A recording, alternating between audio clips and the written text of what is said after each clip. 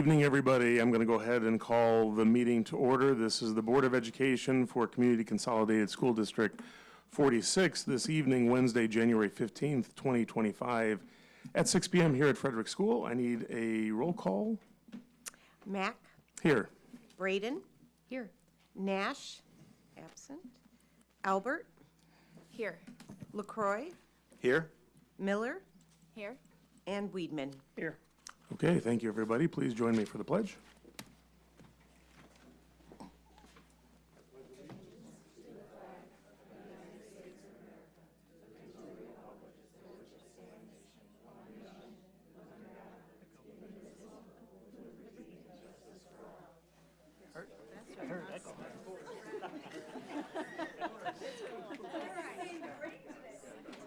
We got it done. I feel like it's echoing in my head.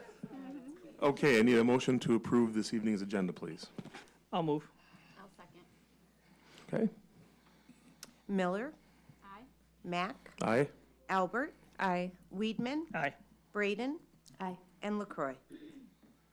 Okay, thank you very much. Do we have any public comments? Not at this time. Okay, thank you. All right, that moves us to the fun stuff. We are welcoming this evening the Grays Lake Middle School 8th grade boys basketball team to honor them this evening. So welcome, everybody.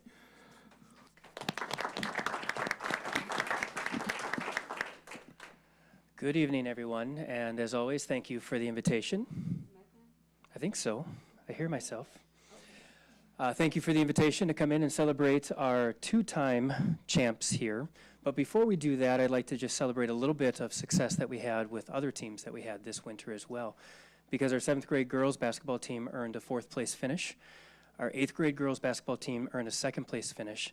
And our 7th grade boys basketball team earned a 2nd place finish this season as well. So lots of talented basketball players at Grays Lake Middle School running through our hallways and on our basketball court. And I'd also like to just celebrate the participation of our cheerleaders and dance team this year too, because the high numbers just show the kids want to participate, and it's fun to go to the games and see the enthusiasm and have the celebration with all of our kiddos that are there too. And we are working right into the next season, so we have wrestling and volleyball getting started. So it'll be fun, and maybe we'll be back sometime at the end of February or March to celebrate some other kids too. But I'm going to invite Coach Hollerick over, and he'll come over and celebrate these guys for a great 8th grade season after finishing champs as 7th graders.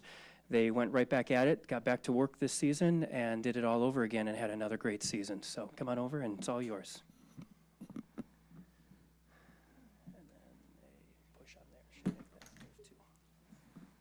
All right.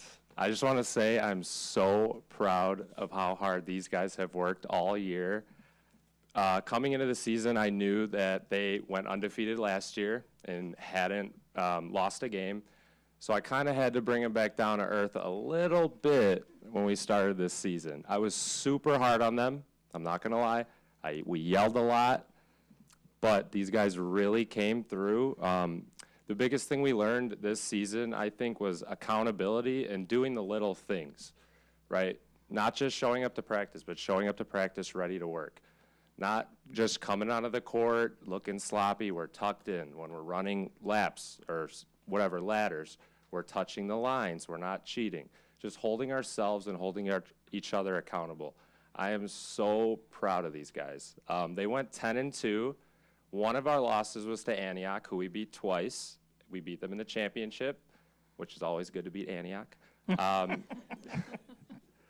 then our second loss was a double overtime loss to Big Hollow. They hit 2 buzzer beater threes to take the win, but these guys moved forward. We played Antioch the next game. They came ready to go, and we beat them. So I'm super proud of these guys. I'm going to miss these guys so much because this was such a great group. Like, I could stand up here and talk about them forever. When we won the championship, I was holding back tears. It was so hard not to cry. So I'm super proud of these guys. Up here, we have some pictures. If you take a look at the screen from our season.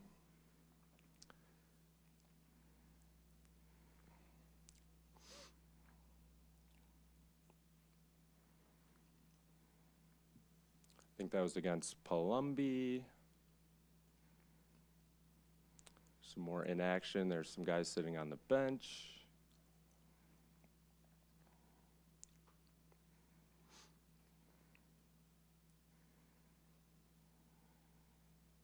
We're getting to the good ones, don't worry. There we go. Look at that group. Can we all give a round of applause to these guys, because they did such an incredible job. I know wherever these guys go, if they continue to play sports, if they don't continue to play, these guys are all going to be very, very successful. Such an amazing group to work with, and I couldn't be more proud of you guys. So great job this year.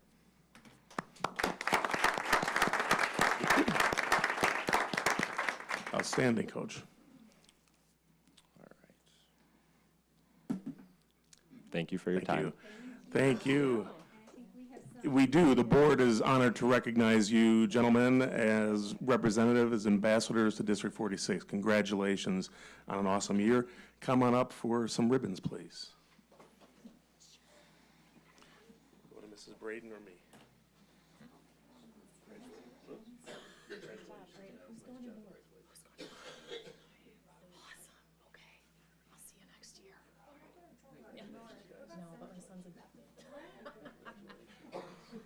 Congratulations.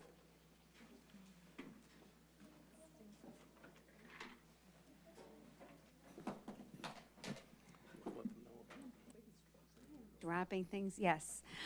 So my job always is not just to say how proud I am of our students, but also to let our students and their family members know that if you want to gracefully leave now, we understand. So I'm going to do both of those things. Students, we are very proud of you, and Coach, we are proud of you too. I actually really loved hearing how hard you all worked together. That was great to hear, and good reminder for all of us as adults. Thank you for your hard work. It really paid off. And you are so welcome to stay, but we will give you a moment to gracefully exit if that better meets your evening needs. Thank you for coming, everybody.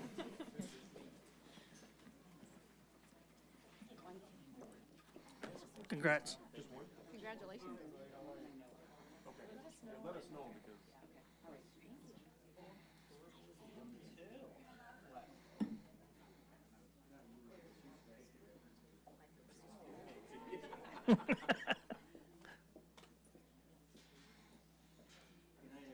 See ya.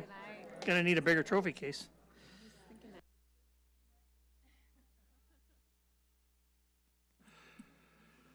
Okay, that brings us to the next item on our agenda this evening, which is, as you see up on the screen, the Student Achievement and Growth presentation. So I'm going to hand that over right now to Mrs. Gluck.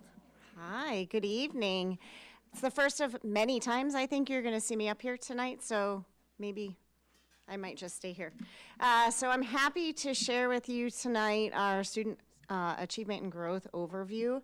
I was looking back to when I did this last year. I did it in February last year, so it's been a little bit short of a year. And I'm going to walk through a lot of information with you tonight. So some definite celebrations. As we're talking about our achievement and growth, we're talking about how we're empowering our learners. We're here for our students. We are here to ensure that they are growing and learning. And so all of this data is going to help us to be able to empower them as learners. As you'll hear me talk a little bit about equity within this as well, because we use our data to ensure that we are creating equity for our students within their classrooms. And so there's going to be a piece of that as we're talking through this as well. So I want to talk a little bit about what I'm going to walk through with you today. The first thing I'm going to do is talk about our IAR data, our Illinois Assessment of Readiness. We're going to look at that by grade level for both English Language Arts and math. We'll then also look at our IAR data by demographic groups. And then I added in our NWA MAP achievement and growth data. We're going to look at our median percentiles for growth, and then also our median percentiles for both fall and winter achievement. I talk a lot about that data in some of our other presentations, and so wanted to make sure we're sharing that with you as well. And then talk about some next steps that we're moving forward with based on some of this data. So let's get started. Before I start to dig into the data itself, I want to talk a little bit about our school designations. We are, as you know, these designations have been around for quite some time at this point, and they're from the state of Illinois. They are on our school report card. And we are, again, so excited to share that we have all of our schools are either in the exemplary or the commendable categories. And so as you look at that, just a reminder, exemplary are schools that are performing in the top 10% of schools statewide with no underperforming student groups. And then that commendable group is a school that has no underperforming student groups. The graduation rate doesn't apply to elementary districts, that's just for high schools, but whose performance is not in the top 10%. So all of our schools do fall within that exemplary and commendable category. You can see here, our ECC does not get a category. They do not receive a designation. It's for schools starting at kindergarten. But as we're looking at that, we have all of our schools, as you can see, Meadowview and Park East are our two exemplary schools. So we continue to work towards those designations and should be very proud of those designations. So I want to talk a little bit about the IAR assessment, our Illinois Assessment of Readiness. And as I shared, we are testing the data I'm going to share with you is about our English language arts data and our math data. When we're looking at those, remember IAR starts with our students in 3rd grade. Students take that every year, every spring. We usually take it right after we get back from spring break. So usually beginning of April. And we are looking at different types of things. For ELA, it's not just looking at reading and answering questions, it's really getting into writing as well, doing some analysis of text. It is looking at both fiction and informative text, but IAR brings in multimedia as well. And so sometimes it's asking kids to watch a video and answer some things and analyze that. So it does ask our students to be able to respond to that, not just with multiple choice, but also in writing. And then for math, a lot of that has to do with, it's again, not just multiple choice, has to do with being able to reason and get into those standards of mathematical practice. So how do they apply some of those skills to real world situations? How are they making sense of the mathematical skills that they have? And then how are they able to explain their thinking as well? So all of that ties into our assessment data, and all really important. When we're looking at our performance levels, students can receive anywhere from a level 1, which is the lowest, up to a level 5. The percentages I'm going to talk to you about are for our students who are achieving either a level 4 or a level 5, so they're either meeting expectations or exceeding those expectations. I want to share, because I don't know if you are aware of this or not, but in the state of Illinois, in order to meet expectations, you need to be performing you need to receive a 70% or higher. So you need to be 70% proficient or higher on the assessment. We are, in all of our nation, the most difficult state to receive a proficient. So a 70% is the highest state and most difficult. That is something we're going to talk about during the Vision 2030, about one of the things that the state is looking at. But that is really important to know when we're looking at the percentages. I'm going to give you our state proficiency as well as our district proficiency. So it's really important to know that. So just a little bit of a reminder before we get into the data itself as well. We have, if you remember, back in 2019, so pre-pandemic, that was the first year that Illinois Assessment of Readiness began. Before that, it was PARC. And then in 2020, there was no testing due to the pandemic, and we were in remote learning at that time. In 2021, testing was optional, and in our district, we had approximately 30% of our students participate. So when you're looking at the data, it's a little bit swayed because we had less than a third of our students that participated in the assessment. And then again in 2022, we had full participation in 2023, and then full participation again last year. So that's important as we're thinking and looking at the data. So let's get into the grade level data itself. So what you will see on the screen is I'm going to do this for every grade level from 3rd grade all the way up to 8th grade. You will see on the left-hand side is the English language arts data, and then on the right-hand side is math. Our district is in blue, and the state of Illinois, all of their data, and the averages for that are in red. So as we're looking at this, what you will notice is that for both ELA and math in 3rd grade, we are performing above the state average. And we are continuing in ELA to keep that growth about the same. Math, we kind of the state closed that gap a little bit, but that's something we're going to talk about when we talk about next steps too. You're going to see some things in math overall, I think, that we'll talk about when I get to the next step slides. So overall, as we're looking at this, what I want to point out, and I think this is going to be important as we get to some of our NWA data, but what I want to point out to you is I want to point out the 3rd graders in 2022. So that was the first year that we went back to full participation. So I want you to notice the scores for those. Again, significant difference between them. We're going to look at that cohort of students all the way through when they're 3rd graders, 4th graders, 5th graders, and then when we get to our NWA data, we're going to look at them as 6th graders right now too. So I want to point that out.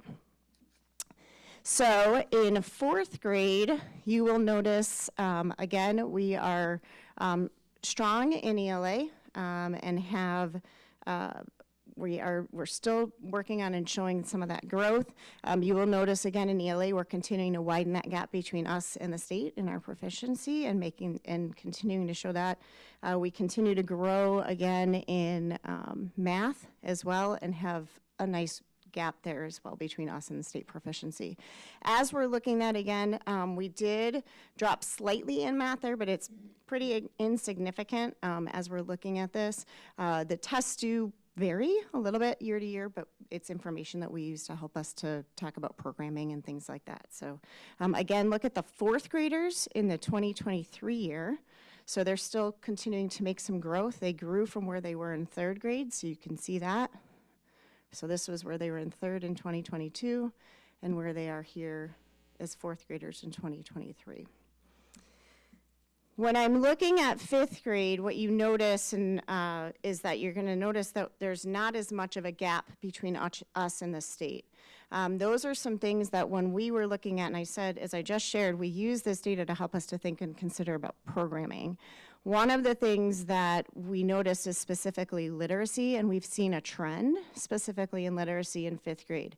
Our new schedule that we started this year addresses some of that in allowing for, we have 105 minutes for literacy instruction now in 5th grade. Prior to in the previous schedule, we had 70 minutes. So we've added some significant amount of time for instruction and literacy to ensure that we're meeting the needs of our students in 5th grade. So with that, you'll notice here that we're about the same as the state in ELA and we're slightly above in math. And again here, I want you to look at last year's 5th graders, right? So if we're talking about 2024 data, it's last year's students that were in 5th grade, and I'll talk about them in 6th grade when we get to our NWEA data in a little bit. 6th grade, as we look at this, you will notice in ELA we are above that pre-pandemic proficiency. So we have achieved that. I do notice, and I'm sure you are as well, the state made a pretty big jump last year too, so made me wonder about some of the questions or things that they did there, but we made pretty significant growth between in sixth grade from 2023 to 2024. And then there's also growth in math there. We were a little bit below the state in 2023 and we're above the state in 2024. So sixth grade has some significant growth going on there. In seventh grade, you're going to start to notice a little bit of it's a little bit of the opposite, where the state's above us, but we're slightly below the state here. What you're noticing, though, and you're going to notice this in both seventh and eighth grade, is we are making growth, and we are seeing our bar grow higher, and that gap between the state and us is closing. So we're getting closer to where the state average is for both ELA and math. And then same thing in eighth grade, so we're showing some pretty good growth here as well. Eighth grade, I want to point out in ELA, we had 11 percentage points of growth between that 2023 and 2024 year, and then 4 percentage points of growth in math. So definitely closing those gaps that we have here. And again, we have new schedule, 7th and 8th grade has more time for ELA and math as well. So we're looking to see how that impacts the school year when we take our assessments as well. So the last thing I want to show you with our IAR demographic is our demographic breakdown. So this is looking at our student groups. This is ELA. Couldn't fit all the numbers on there as well. But we have all of our different student groups. I will note here as you start to look at those lines, which can start to, I think I'll bleed together a little bit, is that there is all of our student groups made growth last year from 2023. So really important, I think, in what that does is when we're talking about how are we providing what we need to specifically for different student groups and thinking about equity within our classrooms, that's definitely showing in this ELA data. As I look at this demographic and student group data for math, each of those groups either grew slightly or remained about the same. So again, math is this continued conversation that, again, will come in our next steps that we're going to talk about. So that's IAR. And so now I want to talk a little bit about NWEA achievement and growth. So there's a couple pieces with NWEA. You hear us talk about this in a lot of our presentations when we're talking about curricular resources and all of the things that we do within our classrooms. One of the things that NWEA does is it allows us to benchmark. So we give this 3 times a year so that we are able to see where are our students from the beginning of the year, the middle of the year, and the end of the year. How are they performing on a nationally normed assessment? So all of those pieces I was just showing you with IER are all just comparing us to the state. The nationally normed assessment is allowing us to then determine more instructional needs on a more timely basis. Because IER, we take it in April, we get those results August, end of July, sometimes end of August, depends on when we get them. But so it's really more that we can use to look at programmatic trends and things like that. It's not allowing us to make really in-depth instructional decisions in a timely manner. NWEA, I can share, and I'm really excited to share that even today, so we had a late start today, and at our late start, all of our buildings were spending time talking about and really digging into individual students and looking at both math and reading data to say, are our students making growth? Are we meeting their needs within our classrooms? And if we're not, what kind of action plans can we make in order to support those students? So this data that I'm gonna show you, kind of broad district data today, teachers can zoom into an individual student and look at their learning profile based on the Illinois state standards and say, how is this student doing? Where's their greatest area of need? And NWEA breaks it down to different strands. And so from that, we can see this is their greatest area or an area that they're doing really well. And here's maybe an area we need to spend some more time. So all of this data gives us information to help us to move forward with instruction. So I want to define some terms that are on these next couple slides. The first is growth. When we're talking about growth in relation to NWEA, it's an inference that we're making about how a student's performance changes across 2 moments in time. So in these particular slides I'm going to show you, it's talking about their growth from their fall data to their winter data. So what was their where do they fall as far as percentile? And their growth percentile is used to understand how their scores change in comparison to other students that are within the United States. So it's those are nationally normed in order to help us to see, compared to other students that are taking this assessment at the same time in the same grade. And one of the other pieces that NWEA does is it actually zooms in as far as the number of instructional days that you've had. That plays into their RIT scores. So that plays into their growth and their percentile of achievement. As we're looking at percentiles, that's different than percentages. So I want to make sure I point that out. When we're talking about a percentile, it's that norm-based information about where a student's observed score falls within the range of scores produced by those other students in that same grade at that same time. So if I am at the 37th percentile and I have 100 students, I am performing better than 37 of them. So I'm thinking about that percentile.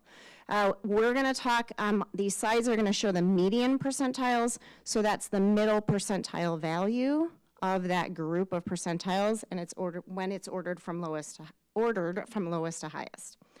All right, so let's talk about reading. So there's a lot on this too. But I want to go back to, remember I was talking about that same cohort of students that started in 3rd grade, and we had seen them kind of drop a little bit in 5th grade. What I want to show you, and there's not a laser in here, what I want to show you is I want you to look at that 6th grade line. So for our those are our current 6th graders that back in 2022 were our 3rd graders. Those 6th graders, the median percentile growth was 50th percentile. So they are showing us, and what I want to point out as well is that those 6th graders have the highest median growth percentile from all the grade levels when we're looking at that. So we are seeing that that group of students has made some pretty significant growth now from fall to winter of their 6th grade year. In addition to that, if I'm still sticking with that 6th grade line, the fall median percentile for achievement was 59th percentile, and the winter was 55th percentile. So that's still above where they were in those IAR numbers as far as their average, our percent proficient when they were in 5th grade. So they're showing that growth. Now, what this means is, if we're looking at their percentile, their achievement percentile in that middle column, that means that we have the average percentile for achievement, right? What we want our students to be doing and how they're performing, the average student was at, or the median student was at that 59th percentile. So that means we have students performing above that and we have students performing below that, right? Because this is our median number. So when we're looking at this data, this helps us to know and to point out, and again, individual classroom teachers are digging into this to see their own classes. They can narrow down to those individual students, but this helps us to be able to look at where might be some grade levels we need to look at something differently as far as instruction, where might we need to change our instruction. We still have a half a school year left. What are all the amazing things that can still happen for these students between now and the end of the school year? And that's what a lot of the conversations were about today. So this is for our students who are in our dual language programs, take MAP in Spanish for reading. And so as we're looking at that, these also our same median growth percentiles. Again, median achievement for fall and median achievement for winter. As we are looking at this, again, we can see that there's some variation in the grade levels here. We always want to look at where our grade levels that performing at the highest and where are grade levels that maybe we need to do some work. We use this data in order to help us and have some conversations. I do want to point out as we're looking at this, we've made some growth in some of these areas, and we're looking at how do we continue to help our students perform. In math, we, again, are looking at, I'm going to look at that 6th grade group again here in math. So I'm sticking with that same cohort from IAR. I didn't do that with Spanish because IAR is in English, not in Spanish. As we're looking at this, again, in that 6th grade group, 52nd percentile for our median growth percentile. Again, highest median growth percentile. So our students are growing and making the progress that they need to make. As we're looking at it, they're both their fall and winter achievement median percentiles were 53rd percentile. So we're looking at how do we continue to improve that and increase that, but we're really proud of the work that our students are doing. Our math growth scores, if I went back a couple of slides, are higher. Our median percentiles for math for growth are higher than our reading ones were. All of our schools have been focusing on math instruction, so I'm sure that that plays into that. But these are the kinds of conversations that were happening today at the schools and will continue to happen. So all of this data is not worth anything if we're not making decisions to use it and using it to help us to move forward. So as I'm looking at all of this, and our principals are and our teachers are, it's allowing us to continue to focus on instruction and plan through an equity lens. So we want to ensure that all of our students are receiving what they need in order to help them to be successful and to achieve. It's also helping us to focus on standards-based instructional planning. So like I said, NWEA narrows down all the way to grade level standards. So I was sitting with a team today that pulled up, I was sitting with 2nd grade, they pulled up their standards. They looked at the standards, they clicked on a student, clicked on a strand and said, these are the standards that this student still needs to work on. And so then they started making instructional plans for their win time, for their what I need time, in order to help to support those students. So this is really helping us to do some of that standards-based instruction planning. It really is, again, continuing to help us to set goals and then figure out how do we have results orientation. We have been having conversation about how to analyze that data, looking at individual students, but also looking at the data differences between the student groups. So like those slides were showing us, we can narrow that down on MAP also. It breaks it down for student groups and helps us to really think about what do we need to do differently. And then, again, it helps us with our school goals. So we have school improvement goals, and those goals allow us to be able to move forward with the work that we're doing. So I said I was going to talk a little bit about math. I want to talk about, and you've heard about these, you're going to hear about them at the next couple of board meetings too. But the first one that I want to talk about is our multilingual and bilingual programming planning and design team. So one of the things that we are doing with that PDT is we're looking at and reviewing our program delivery options. We're looking at, are they meeting the needs of our students? Our demographics are continuing to change. They're continuing to grow. Our numbers are continuing to grow. So we're looking at how are we best supporting our students, and is what we're doing working? So this data plays into those conversations. We're reviewing that data on a regular basis to have conversations about that. And in fact, that PDT meets again tomorrow.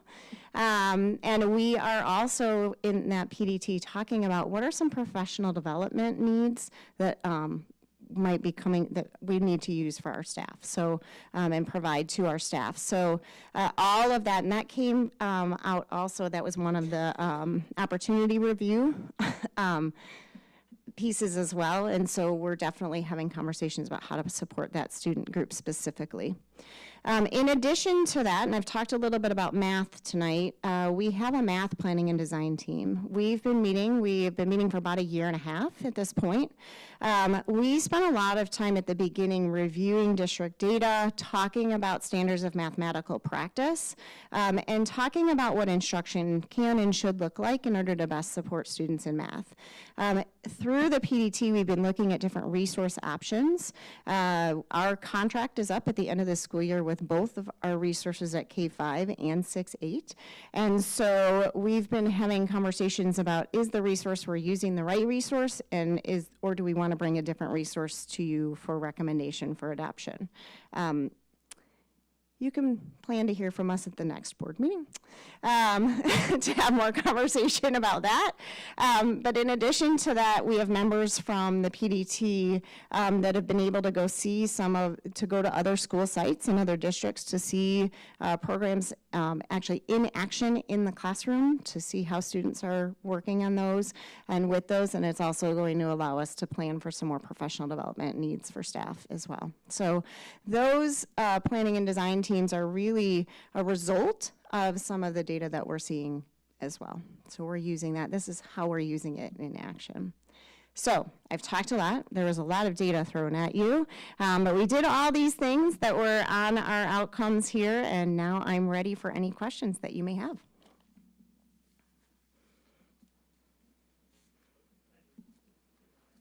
I just want to follow up on a couple of things that you said. You talked about the commendable schools, right? When all the way back in the beginning. Yeah. I had to write it down, otherwise I would have forgot about it. So you said they're meeting it, but you might have a group or two that might not be, correct? Like a subgroup. Do they tell you which groups those are? So they have no underperforming subgroups, student The groups. commenders. The commendable, correct. Okay. So they're just performing below the top 10% of schools statewide, but they still have no subgroups performing below. Okay, so I heard you wrong. Okay, that's fine. And then the other one was, you made a mention of the 70% cut score. And you said Illinois has the toughest one. Yep. What are the other cut scores? Do you know? They are all over the place. It varies greatly. There are some that are, there are states that are about 65%, but there are states that are all the way down at 30 and 40%. It really depends upon the state's criteria. That is a 'cause state by to state me, decision. 70% is borderline DC, right? At least when I went to school. I find it hard that more schools aren't at least at that spot. I mean, it's kind of Yeah. shortchanging a lot of states if you're putting a 35% cut score in. I mean, that's not doing the kids any good at all. Yeah, I think a piece of that too that plays into it is as they're looking at it, it's also some of the makeup of the test too, right? So they're looking at how, and this is we're gonna talk about this a little bit in Vision 2030 piece, but the state of Illinois right now is reviewing our state assessment to look at is it really measuring the standards and the outcomes of those standards? So the tests. In some places, ours has stayed the same now since 2019, but before that, we were changing pretty rapidly. We only had Park for a few years, and it was something else before that, right? So those all play into that as well. Yeah, I think this is the third or fourth one since I've been on the board, so that's all I had. Great question. Questions on.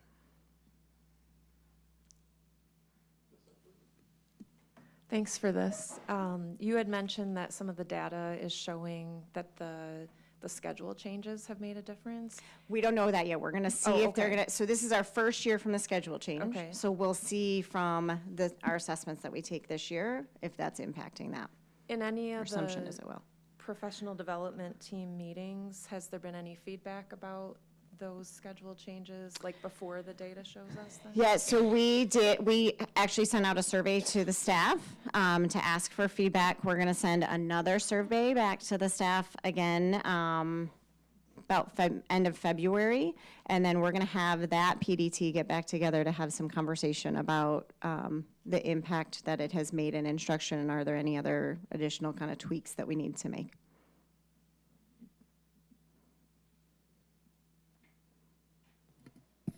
Thank you for this. Some good information here. Would you mind going to the first NWE slide, the reading one? I just want to ask a question on interpretation of the data here. Yeah, Okay, you pointed out the sixth grade cohort here. yeah. You talked about the median growth percentile being 50%. So am I to understand that that means that that group grew on an average basis from the fall to winter? half of the sixth grade cohorts nationally grew more, half grew less. Yeah, Right, it's okay. about where that's falling, yeah. Okay, and so they went from 59th percentile to 55th, so they went down, but so did others, Correct. half and half. Yeah, and when you look at RIT scores, so this is where NWEA gets a little bit tricky. So you may or may not remember from your student scores. So when you're taking that assessment, the NWEA is an engineered platform. So as students are taking the test, it gets harder and easier based on how students are answering the questions. That gives them what's called a RIT score. So RIT scores, your RIT score shows how you're performing. That RIT score, based on national norms, will change percent. Your RIT score would stay the same if I'm a second grader or a third grader and I scored that way, right? But if I'm a second grader, my achievement percentile will be different than if I'm a third grader and have that same RIT score, right? Because it's compared to kids who are in within my same grade level. I got it. So wouldn't we ideally like to see more of those median growth percentiles be above 50%? Yeah, It and- seems like there's not too many of them that are above 50th percentile as you go through the different math, reading Spanish, Yep. right? Exactly. So when I'm looking at those next steps, that's one of those pieces that we're really looking at. How are we supporting our students and individually supporting students? I know all of our schools today, and I just keep going back to today because I know it's what they did during their late start, spent time looking at that. And again, looking at individual students and identifying who are our students that are making their growth and who aren't, and then really making some instructional plans based on that. So it's not just instructional plans for their content core class, but it's also every single school has that what I need time or win or intervention, right? You can call it lots of different things, but it is meant to not only support our students who are needing reteaching, but a really important part of that class or that period is also about supporting our students that are performing at the higher end and providing them extension. And so we've been spending a lot of time talking about what does that look like. So one of the things that we know about NWEA growth is that the higher you're performing, the harder sometimes it is to make that growth. So what are we doing to ensure that we're extending students' thinking so that even our higher students are making that year's growth?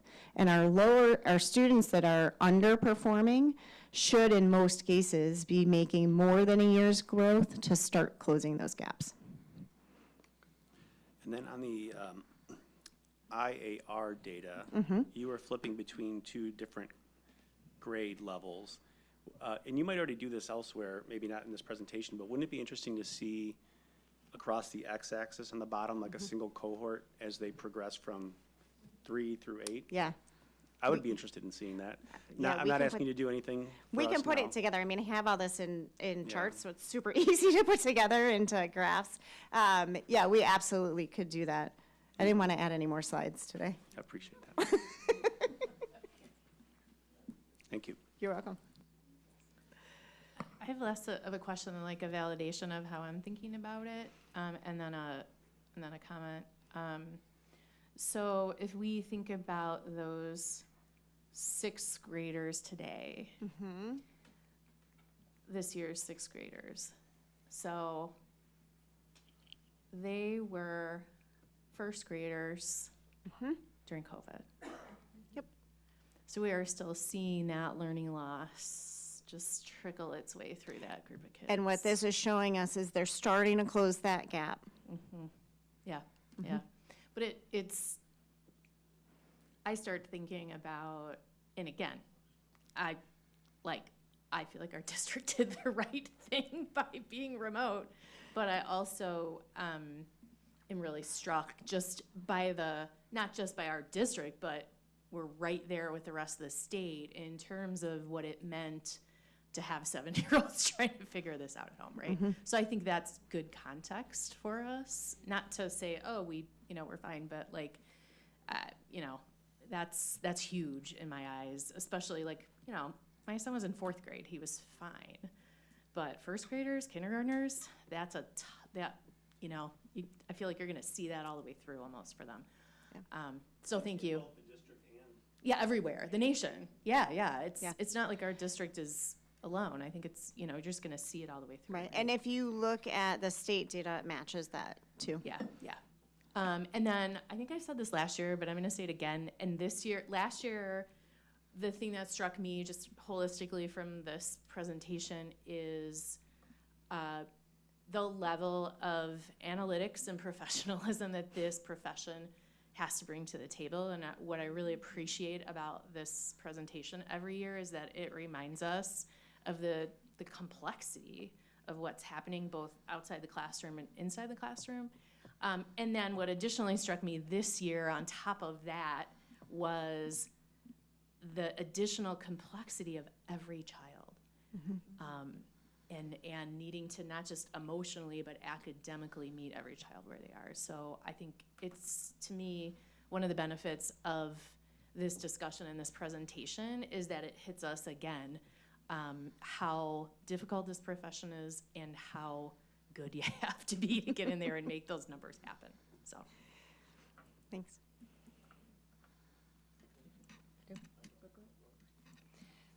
So I just am aware of how, again, to piggyback on what Christy was saying, just how much data is and how important it is to the curriculum and the decisions that teachers are making right now. So I have a couple questions. How much additional time does this take for our teachers? Because As I far know as they like have a- analyzing the data? Yeah, I mean, analyzing it and they're good certainly question. designing lessons and, but how much additional time is this taking? So it does take a lot of additional Yeah. time. I think there are different layers of data analysis and the types of data that we're using. So as I shared this, IAR is kind of that once a year, it's a one-time test. Our staff doesn't really spend a lot of time analyzing that data as much as we do probably our NWEA data. The reason for that is, again, this is benchmark data, right? So we want to use this to kind of benchmark where our kids are. Are they where we want them to be? And then make some instructional decisions based on that. We use NWEA to start identifying our students for our Tier 3 intervention. We use it for a lot of other things. It does take time. Today's late start was just one of many times that I know our staff engage in having the conversations about this. Great thing about NWEA is they keep updating their reports and they're super interactive and pretty easy to use once you know what the report's trying to tell you. And so we try and provide some professional development for our staff around that as well. So you don't have to manipulate the data as much as you do with some other types of data. In addition to that, our teachers are also analyzing, and this takes another layer of time, they're also analyzing just regular classroom data and having conversations about that too, and that gives us different information, right? That gives us even more timely information to be determining, is standard by standard, skill by skill, is there an intervention that's needed for a student for that standard?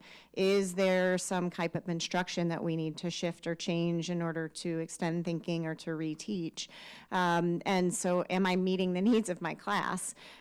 So that kind of data takes a lot of time as well, and I know our teachers are doing that in their team meetings, they're doing that in their staff meetings, and so it is definitely a lot of time, but that time then informs their instruction for them to be able to make really solid plans that meet the needs of our students. And then also, kind of to Christy's point, they're also having conversations about all the other things about the kids at the same time, not just the academic piece, right? Right, and that was actually my next question is, we've got standardized data that's quantitative. Do we have, and please don't hear that I think we should or shouldn't, I'm just asking, is there a standard qualitative measure that follows kids? Or is that not even necessary? So we don't have a standard qualitative measure right now. But I can tell you, even just listening to teams today in conversations, they're talking about the kinds of things that they're seeing their students do, Behavior right? and- It's, okay. yeah, it's learning behaviors, right? Like, are my students getting this? What are some skills I need to teach my students, right? There was a group of teachers I was sitting with this morning that said, you know what, the way that NWA asked this question, my students have never had to do that before. I think we need to like explicitly teach that kind of questioning. And so we talked about that, right? And that to me is that's a different kind of skill, right? Like that's not about the standard, that's about how are we ensuring our students are able to interact with all these things that are in front of them. And if I'm hearing you correctly, one of the tests, I forget which one, is based on real world situations. So it's actually teaching habits of mind as well. Yeah, and both of them do some of that, but IAR has kids writing about their learning a lot more than NWA's all on the computer. Thank you. You're welcome. And I don't think I have a question except for the one part of your next steps that really resonates with me is the bridge that'll be crafted with the multilingual and bilingual planning and design team.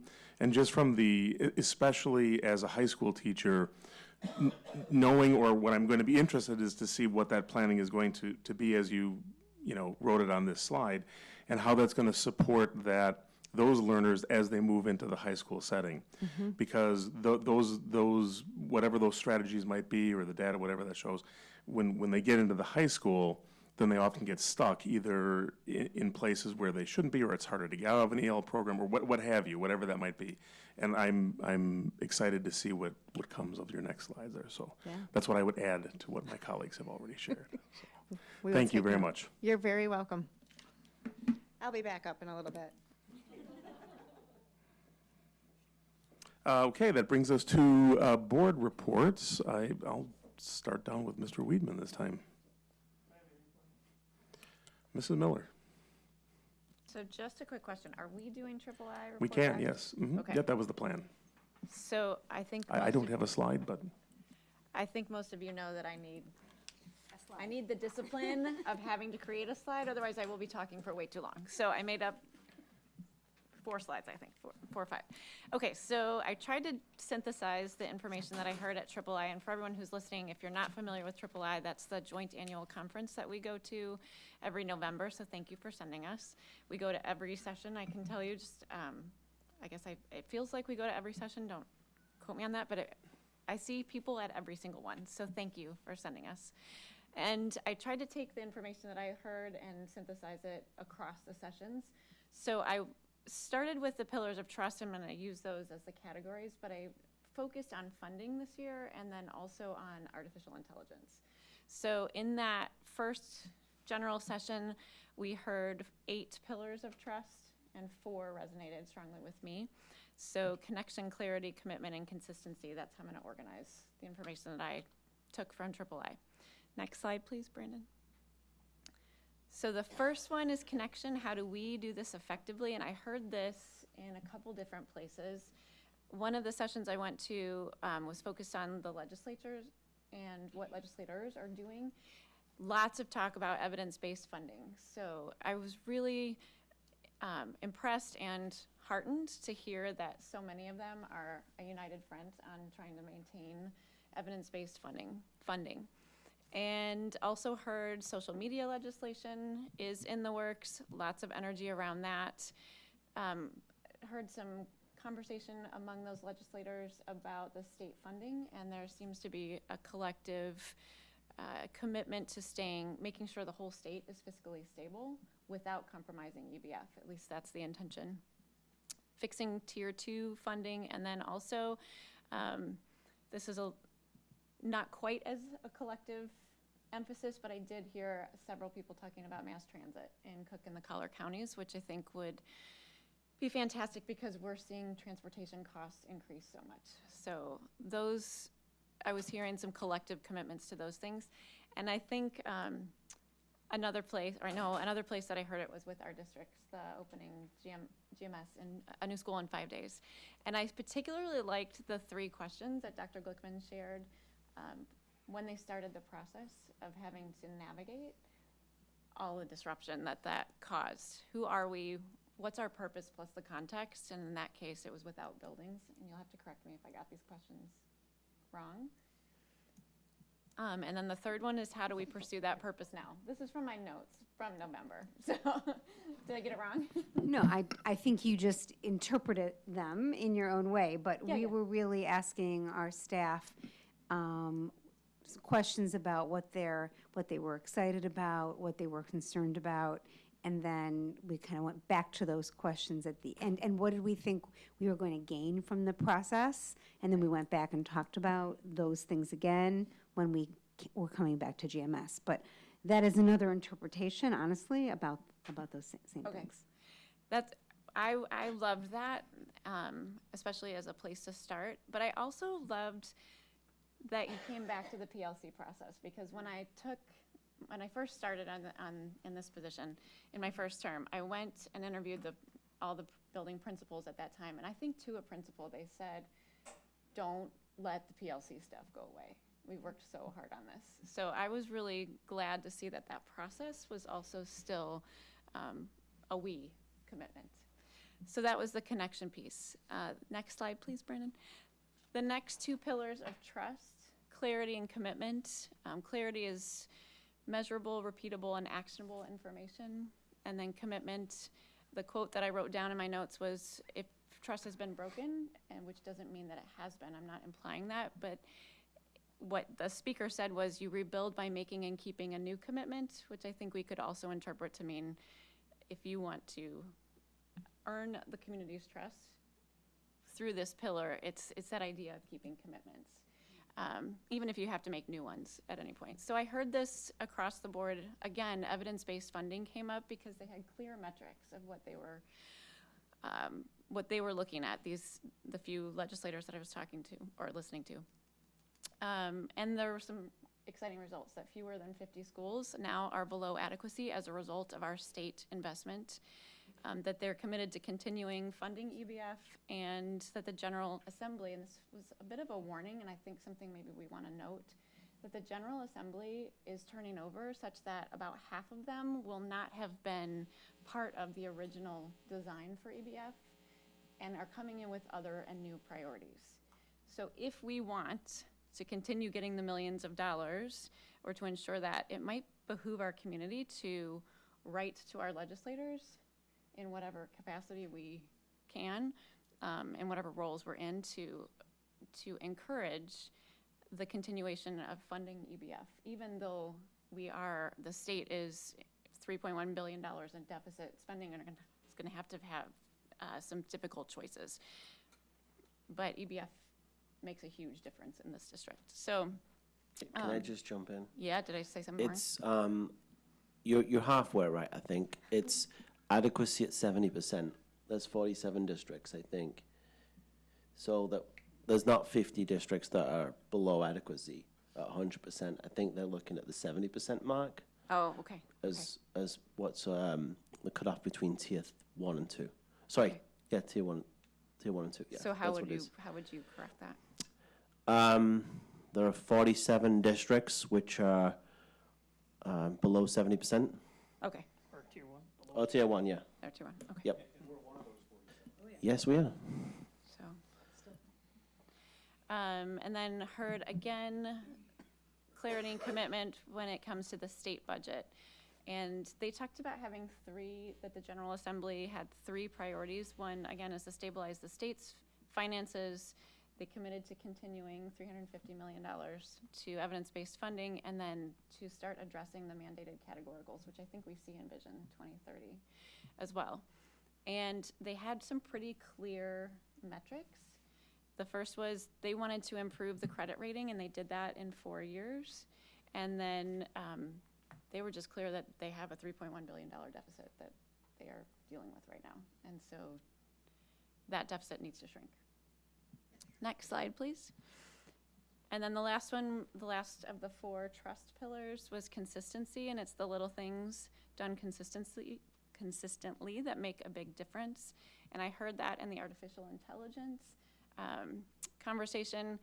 There were some schools that had a quick guide, and this was kind of neat. All their teachers, when they would give an assignment, had the opportunity to share with their students what their process for using artificial intelligence was. And they coded it in 3 different ways. It was red light, I forget exactly what the stipulations were, but essentially don't use AI.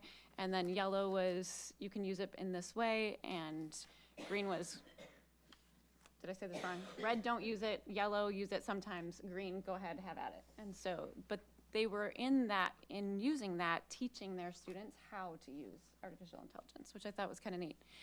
And then they were very upfront about if we are considering making artificial intelligence part of our curriculum, that we really need to think about power. The data centers, I believe, I understand that it takes, for every query that you make into artificial intelligence, it's the same energy requirements as it takes to drink 8 plastic water bottles. So every time you ask it a question, you've used 8 bottles of water, which is a lot of power and waste. It's a bottle of water for the cooling of that the data rack, right? And then it's also like charging 7 iPhones for every search. For every search. Mhm. When I heard that, I stopped using Claude so carelessly, or my AI program. And then the water requirements, that's specifically salient to our community because there's a data center, I believe, going in, and it's a huge, huge water suck. And it's potable water that we're using. So just something to be aware of and maybe asking our village officials about, like what can we expect, what impacts can we expect this to have on our water quality and also our water bills. And then the ethics and data privacy around AI as well.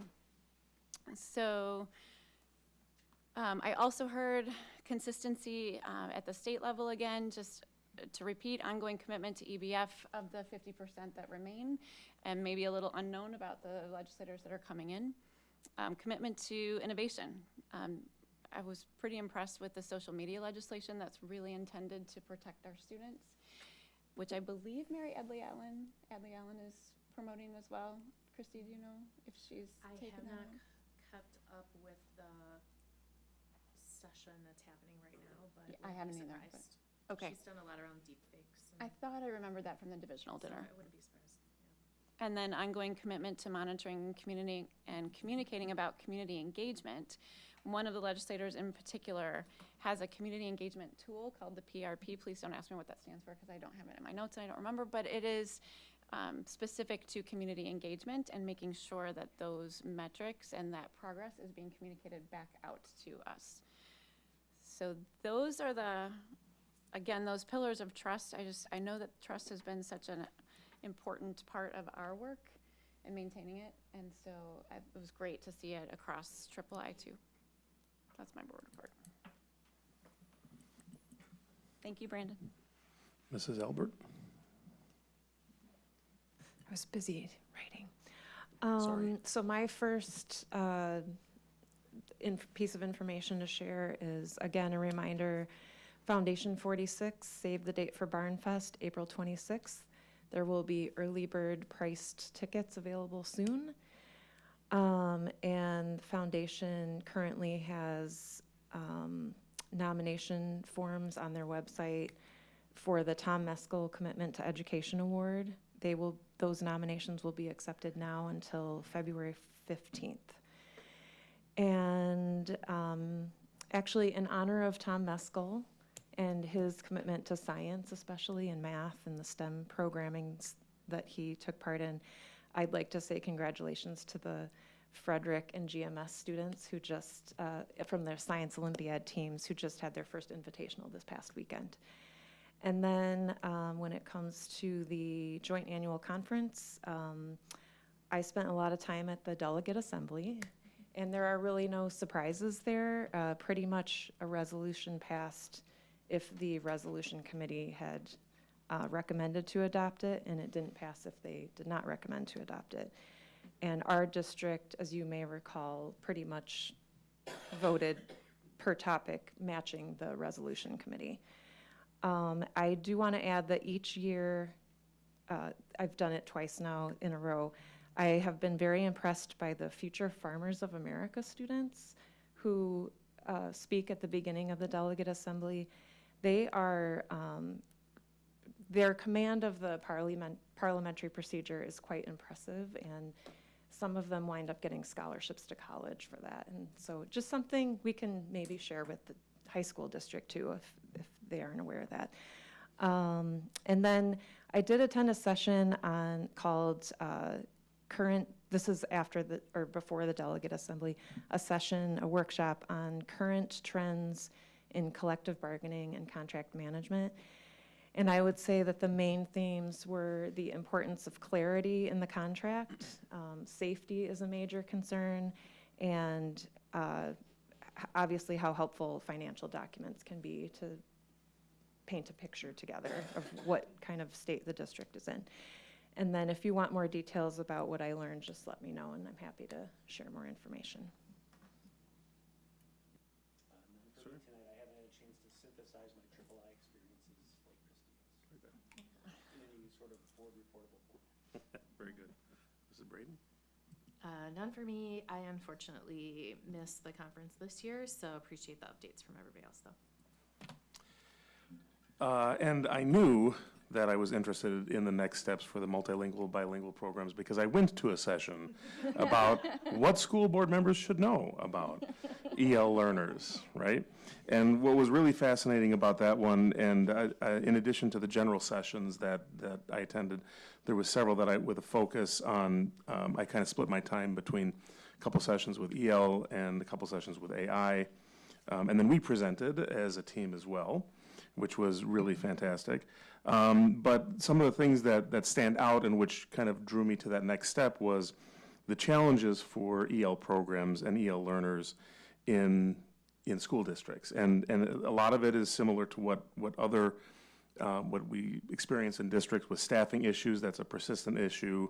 But then also, just as a language teacher myself, there's a lack of understanding of language acquisition and realizing that the way in which we are tracking EL learners is not always empowering to their existing skill set as a bilingual communicator, right? We're framing them with a deficiency rather than with a really, really exceptional skill.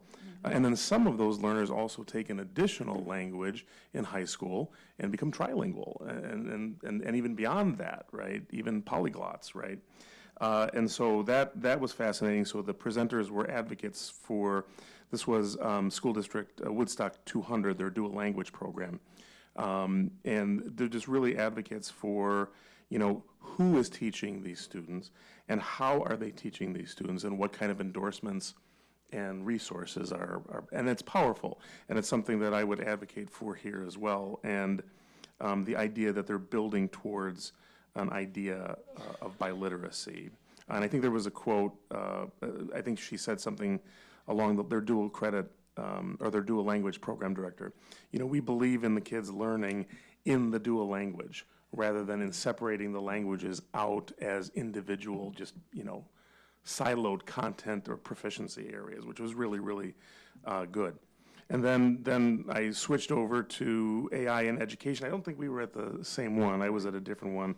But what really, and I think I talked to you about this when we met there, is the idea of AI as a transformative platform for education in terms of policy making with the boards. And the fact that AI allows us to process data at a higher rate and a higher level and collect that information and move initiatives forward better than we're typically able to without AI. Understanding now about the bottles of water needed to cool systems and so on and so forth is striking. We were just talking about this in my high school recently as well. So that's something to keep in mind. And then I went to the board president's roundtable as well, which is always fascinating because the process is to select multiple topics that we put on table tents at each of the tables, and then the people who are serving, either as board presidents or whatever, can gravitate towards the ones that they want to go to.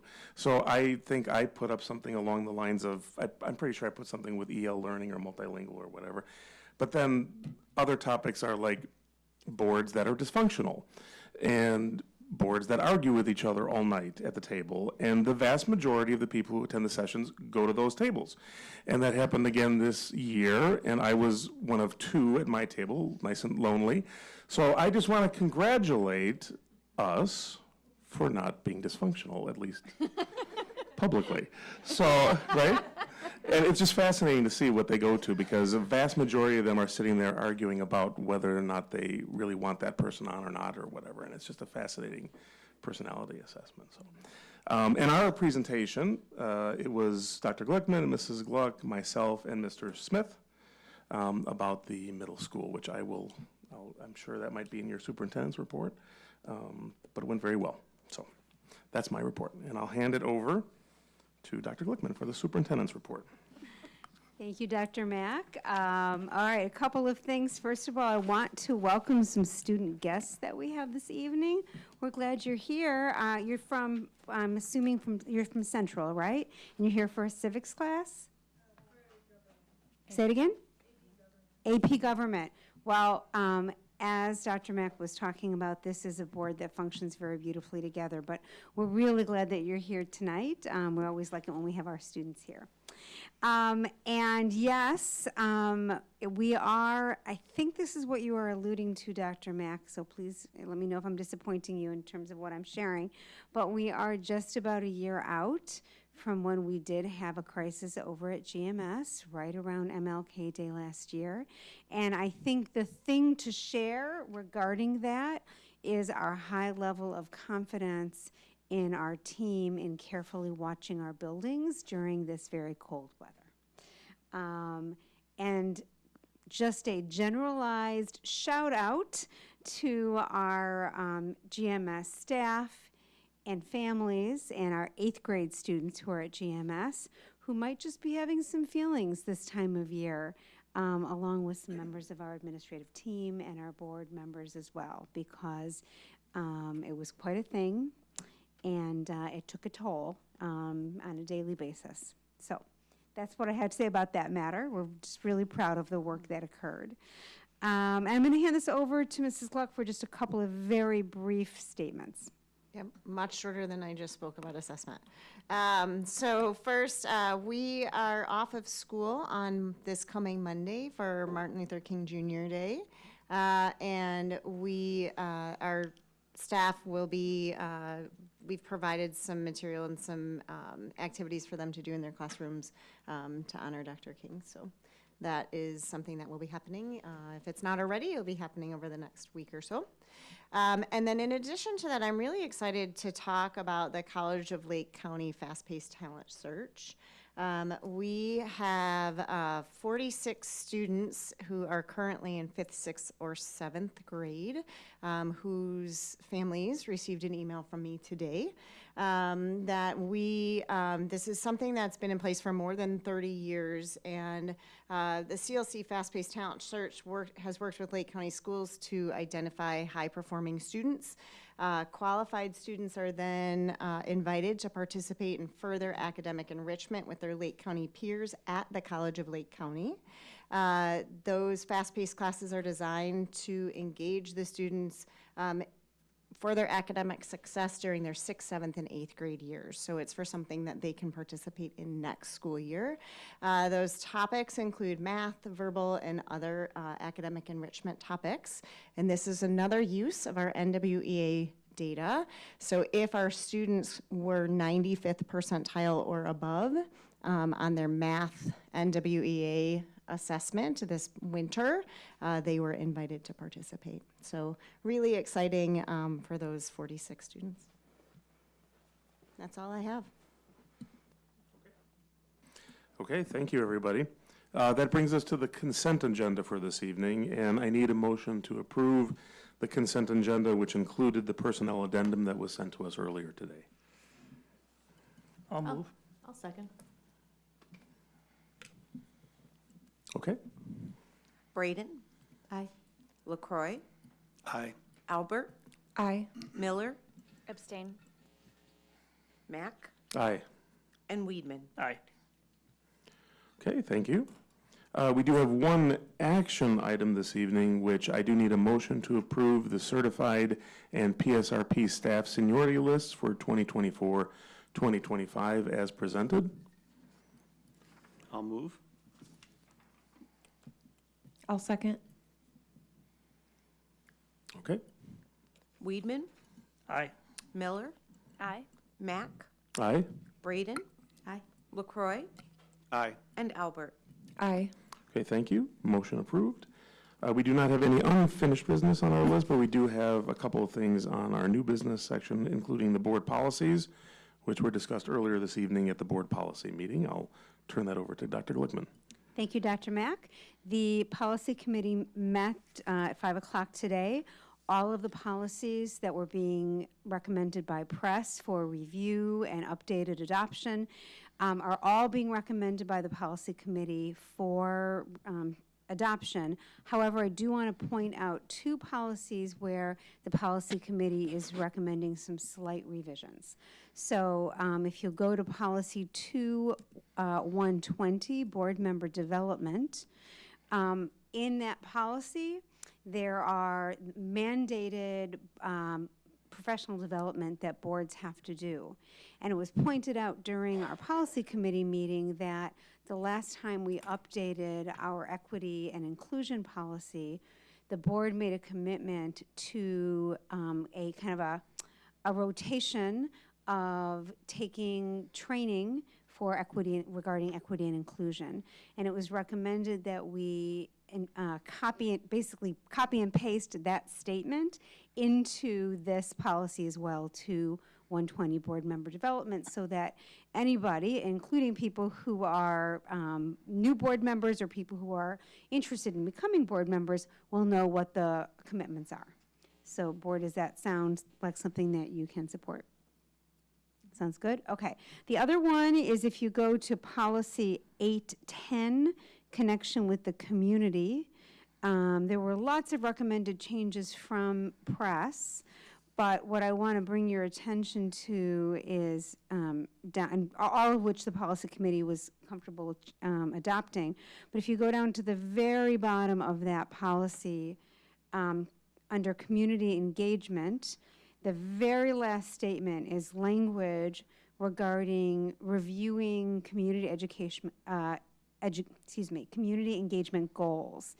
And as the policy is recommended by press, it talks about the board will review community engagement goals and consider modifications to improve their effectiveness and determine whether to continue individual tactics. And the policy committee recommends adding reporting out to the community on progress on those goals. One of the things we talked about also in the community, in the policy committee, is that currently there are no clearly stated goals in relation to community engagement. And so what we talked about doing is enfolding that into the strategic planning process that will occur next year. We have a policy that says there should be community engagement goals. We don't have any written, so perhaps that could be something that's discussed during the strategic planning process next year. So those were the recommended changes. Board, is that something you're also supportive of, that change as well? Okay. So we will bring those back to you the next meeting in 2 weeks for adoption. And then, oh, I'm sorry, that was it for that. Oh, yeah. Mm-hmm. All right, great. Thank you. And that moves us to the presentation about Vision 2030, which was a resolution and program introduced at the conference that we all just spoke about. I believe the last one was the Vision 2020, and now we're on Vision 2030. Well, yes. Yeah, but we are in Illinois.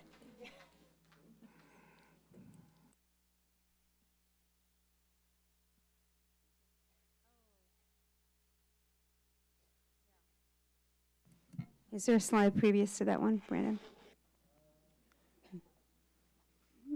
Or there should be a deck. Yeah. There we go. Perfect. All right. Thank you very much. So you're absolutely right, Dr. Mack. The last vision that was presented throughout the state of Illinois was Vision 2020. And now we've moved into Vision 2030, and many of you heard about this at the III conference, and we did as well. So we're here this evening to talk a bit about this vision, and the reason we're specifically talking with you about it right now is that there is a request from the various organizations that work together to put Vision 2030 together, that boards throughout the state of Illinois vote on a resolution, which is before you this evening tonight. So we would like for you to talk about that resolution, and in preparation for that, we're going to talk a bit about the vision. So all of these organizations have worked together on this vision. You can see that your organization, IASB, is a part of it. Mine, IASA, the superintendent's organization, worked on this as well. IASBO worked on it, so that's the business officials. IPA, so our Illinois Principals Association, worked on it as well. All of these organizations work together to create this vision. We're going to show you a really brief video just to give you a little bit of a jump start in learning about the vision, and then we'll talk about it.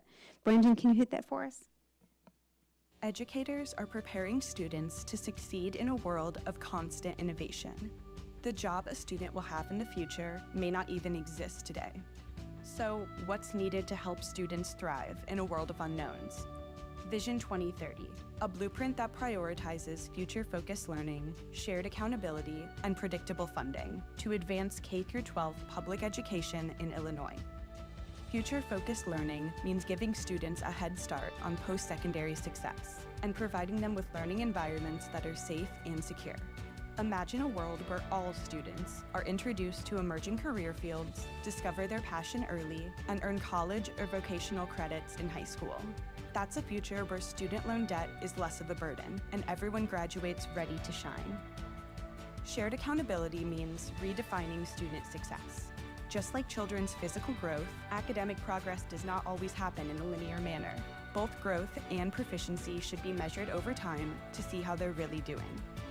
Benchmark data should be shared with teachers in real time so that quick interventions can be put in place. Lastly, school districts need predictable funding. Schools need to be able to rely on receiving full funding based on the evidence-based funding model and have the flexibility to allocate restricted funding streams towards urgent life safety needs. This is Vision 2030. To learn more and express your support, visit IllinoisVision2030.com.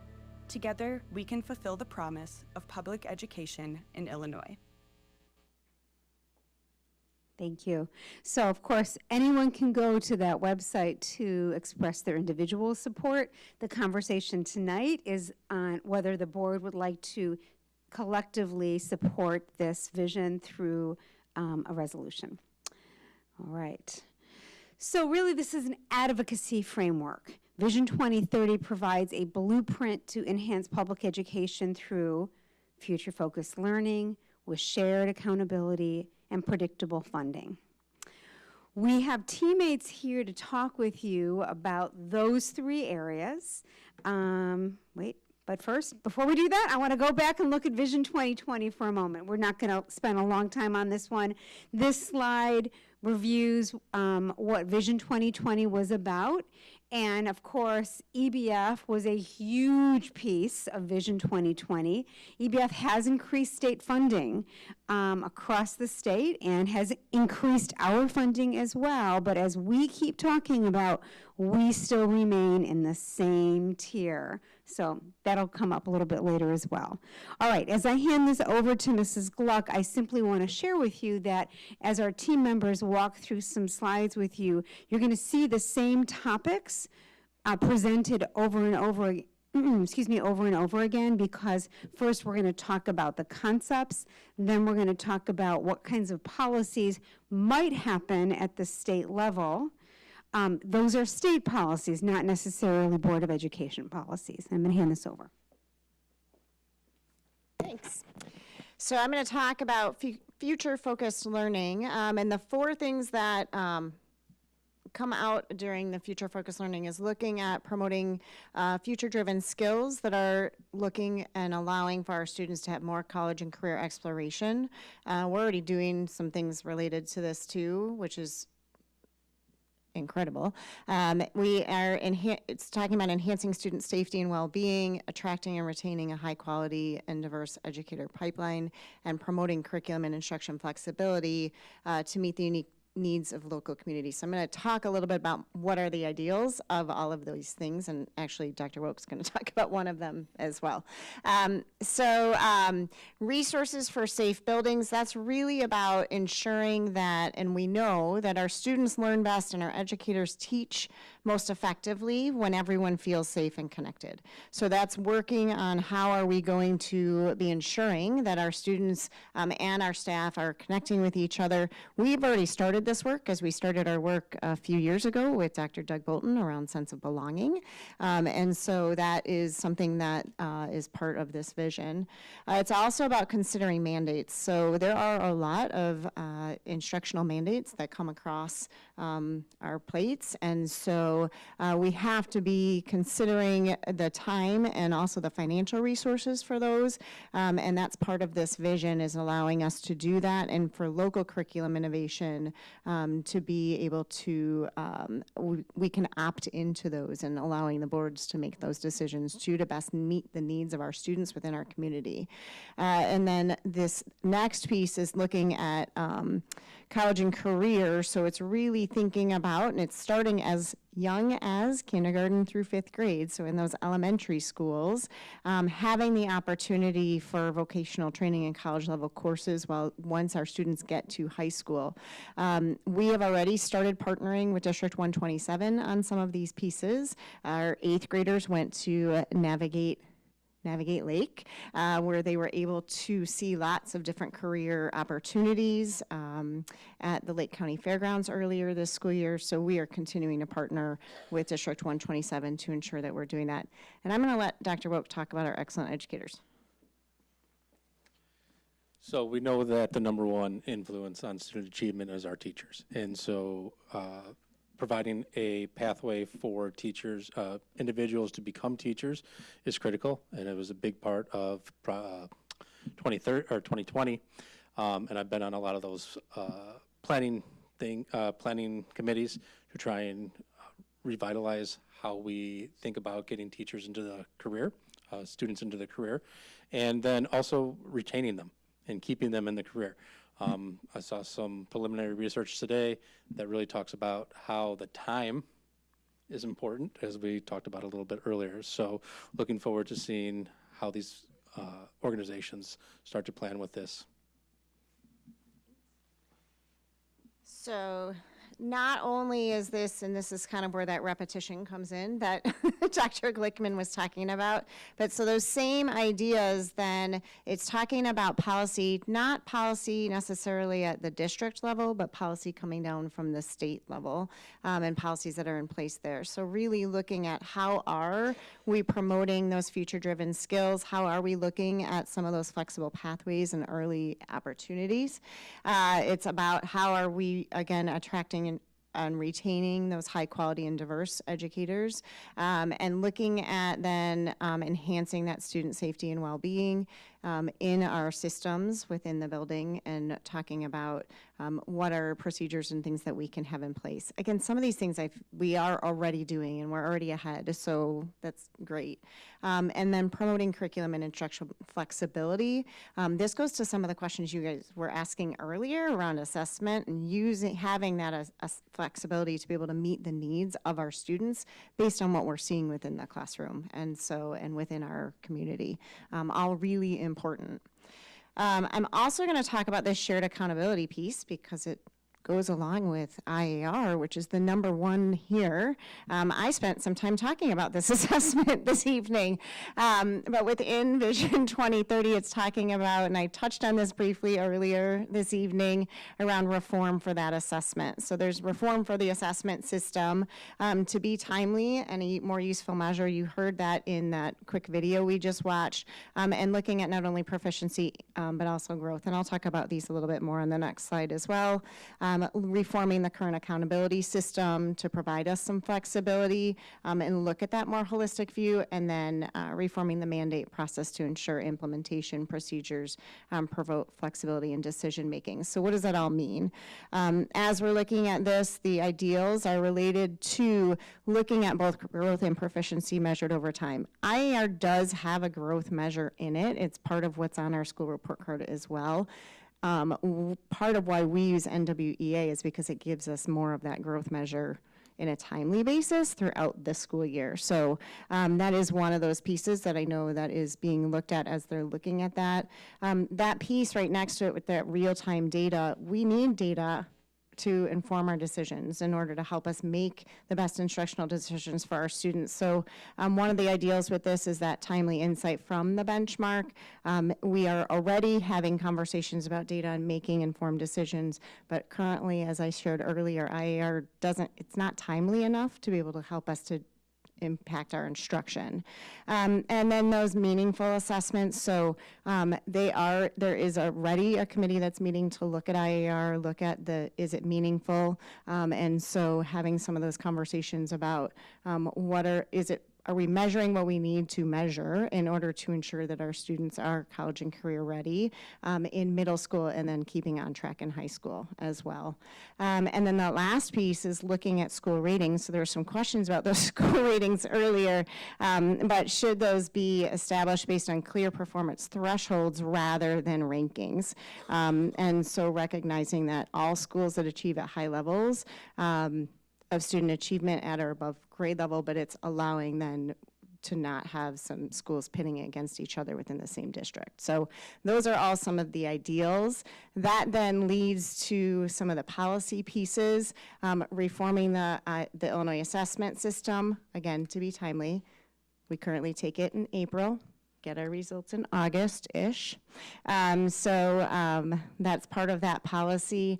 And then reforming the current accountability system and looking at the mandates. Sometimes we sometimes get unfunded mandates that come across our desk. So, yeah. So how does that how does that work, and what do we do in order to be able to make some of those local decisions? So that's everything on there, and I'm going to hand it over to Mr. Wildman to talk about funding. Thank you. This is the final piece, which is they actually renamed it predictable funding. And this is what the actual goal is providing excellent education resources and future-focused learning opportunities for student success requires long-term, predictable, and sustainable funding. So everything that you've just heard about needs to be paid for. And in every way, the Vision 2030 is looking at ways that school districts can do that. So let's just walk through this real quick, and then I will repeat the ideals, and then we'll talk about some of the policies. There are a lot of policies that IASBO has come up with, but there's just a few of them that are in this slide deck. So protecting the integrity and funding of the evidence-based funding formula. Ms. Miller could have done this presentation for me, I think, because she mentioned a lot of this that she'd actually learned at III. Strengthening the public education through pension reforms. That's looking at the Tier 2 pension system, which is as part of the certified TRS.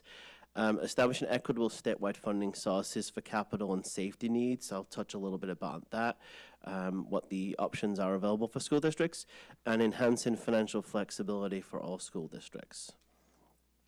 So, as we've already mentioned several times, EBF needs to continue to be funded. The $350 million is the base minimum as per the law, and $50 million of it doesn't even go to school districts. As per the EBF formula, it actually goes to fund the property tax relief grant. So $300 million of it goes to those Tier 1 and Tier 2 districts like ourselves. Then we have pension reform, looking at how do we continue, just as a continuation of what we were just talking about, to make sure that we have the best teachers coming into the profession when their predecessors had a really fantastic opportunity to have a pension system that they don't have. There's also a lot of advocacy around making sure that it's actually federally viable. That's something that's also not in this slide deck, but making sure that it actually is. You can Google a lot of that if anybody wants to see, making sure that it is actually what's called safe harbored under the federal laws for a pension system. Life safety projects. This is going back to, do districts have the ability to fix their buildings? This is one of the things I think that it's an early success, because the law passed last year, June, July last year, that school districts were able to actually levy outside of PTEL for certain health, life, safety projects. So that legislation has already been passed. It's evolving. Lots of school districts are working with their architects and underwriters and financial advisors to make sure that that is something that they can do. So that's an early success of this ideal. And then finally, the school facility sales tax. This is something that we don't have in Lake County, but it is available to counties to be able to put an option on a ballot which adds 1 penny for certain goods. So it's a 1% sales tax, and that sales tax can be used for school facilities. It can also be used for school resource officers, and I believe for mental health initiatives as well. Again, how does this translate to policy? Making sure that the base funding minimum continues to be made. My own advocacy group, IASBOS, would love it to be 550 million, because that's the number that they say will actually accelerate it and actually make it within the actual years that they're talking about. But 350 million, we will accept that. Again, establishing equitable funding resources for capital and safety needs, because everything that we talked about in the earlier goals needs to be funded. Strengthening pension reform for Tier 2, and allowing financial flexibility of all school districts to spend that money where they need to. That goes back to the mandated categoricals. It goes back to really needed for unrestricted funding, because mandated categoricals all come with money you've actually had to do something.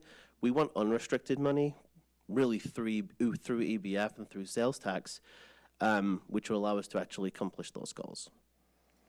And that is the final slide. So I don't know if you want to hand it back to Lynn. Thank you. Board, I want to point out to you that this was not our presentation. You'll note it didn't have a District 46 template attached to it. We are simply presenting to you the information that we've received from Vision 2030. And I state this because we are delighted to answer any questions that you have in relation to your decision-making regarding whether or not you will support a resolution. So, any questions that you have I would be remiss if I didn't make it clear that we are in strong support of Vision 2030. So we didn't create the presentation, but we sure do support it. Any questions that you have for us that will help you make your decision?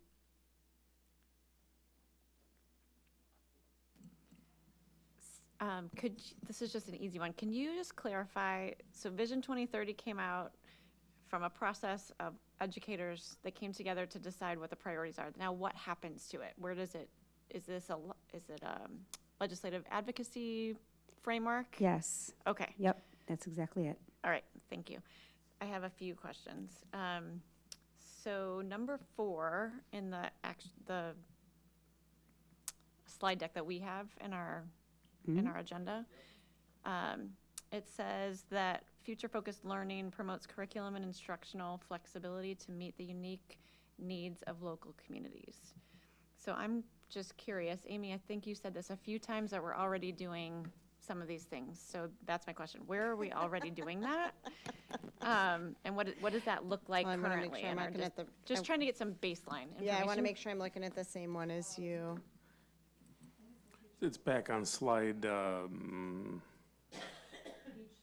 13, I think. Future-focused learning, yeah, that's. Number 4 here. Yeah. So looking at, so what this is really looking at what are our needs for our students.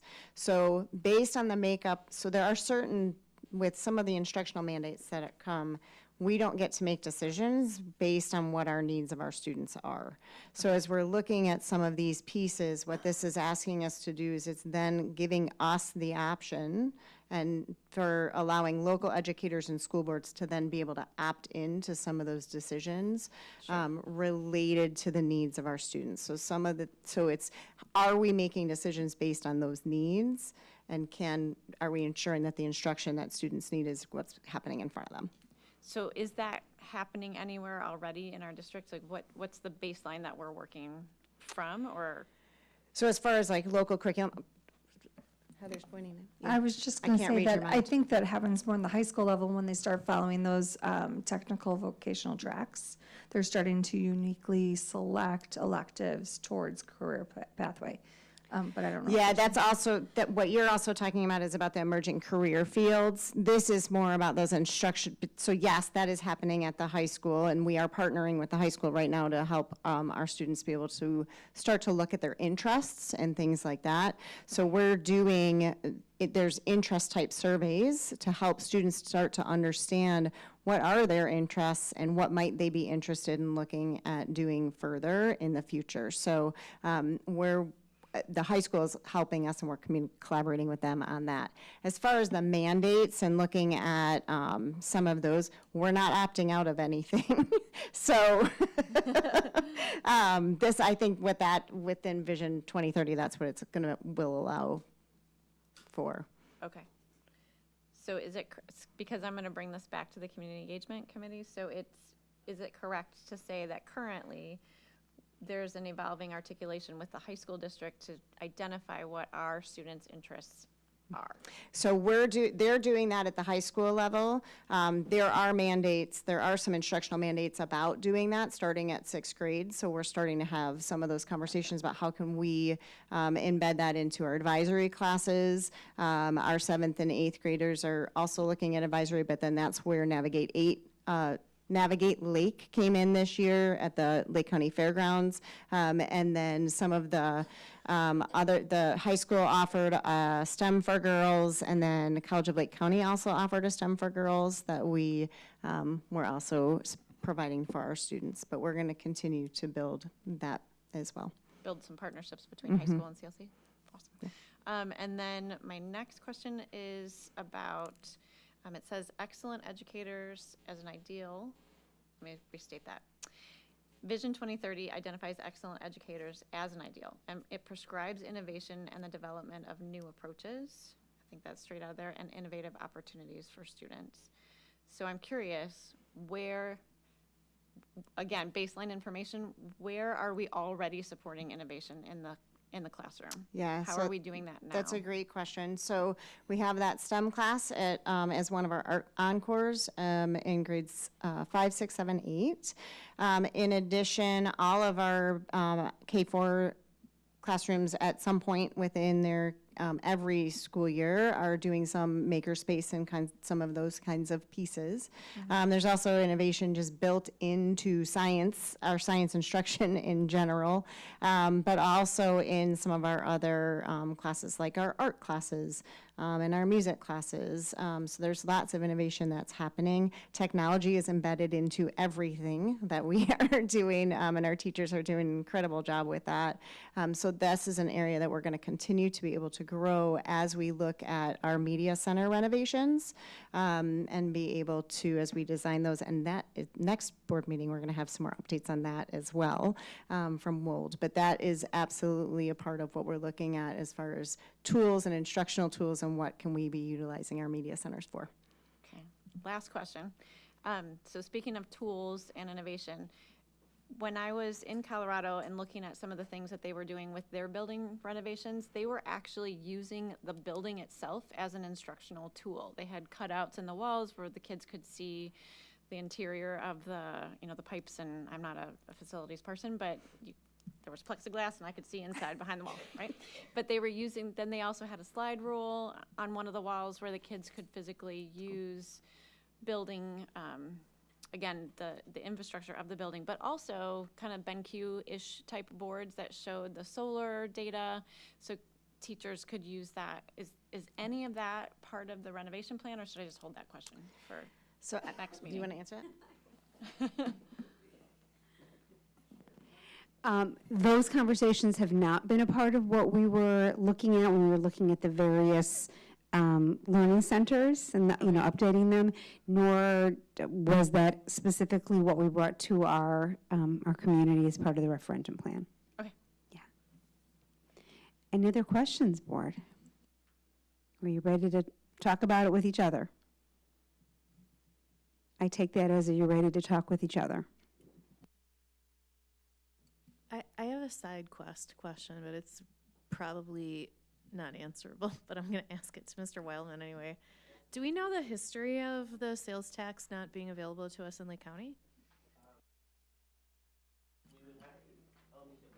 I can tell you some of it, is there wasn't enough, when we brought it up as a board in the past, when they first passed it, it has to get passed by the majority, by school districts that have the majority of the students, so 50 plus 1%, right? So it'd be like us and Waukegan and Gurnee schools, right? So you had to have that population actually get it to the ROE, who then asked to put it on the ballot.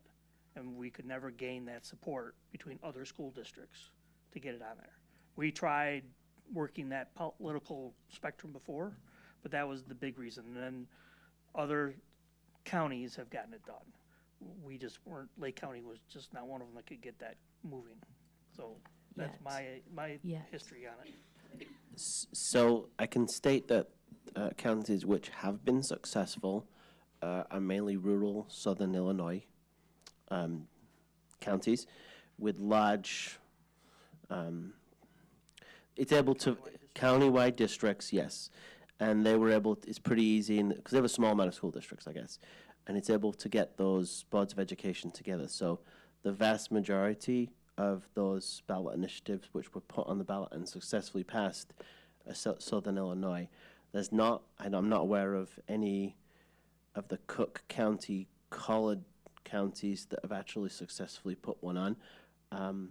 I was aware that DuPage was looking into one, but couldn't get the amount of school districts on board. And in my previous district at 112, it was thrown around that that was something that was being investigated, but again, not enough constituents to be able to do it. It also depends on kind of the local tax environment as well, which is a big part of it. You know, if there's a lot of industrial and commercial, it's a much larger amount of money, and so that gets taken into consideration as well. So yes, it's possible, but Mr. Weedman already explained the process. Thank you. Any points of discussion? I would imagine this might be an additional tool for us to have as a board as we move through it. Any glaring objections to doing a resolution for Vision 2030? Oh. I'm not against it, but I'm having feelings about it. And the feelings are it's fine. I wish there's a big elephant that I feel like it doesn't address, which is how do we pay for it all with $350 million that is less every year? So I would have loved to seen it include a cost of a CPI increase on that $350 million so that it actually, like, if we are going to attract great educators, we have to negotiate fair contracts that go up every year. And so how do we do that with $350 million? Because next year we're getting $350 million, and next year we're getting $350 million, right? So, and I guess the other one, and I'm a, you know, when I get it into my head that there's a root cause, I can't let go of it. You know what I mean? I can't look at the other stuff and be like, yeah, great. And the root cause is our tax structure in Illinois. So I know I'm beating the drum again, but I wish that we were bold enough as a state to say that needs to be fixed, because until it does, school districts, health and human services, people doing great work for the state all across the state are all fighting over crumbs. And I guess I just needed that to be said. And that's all. I'll vote for it.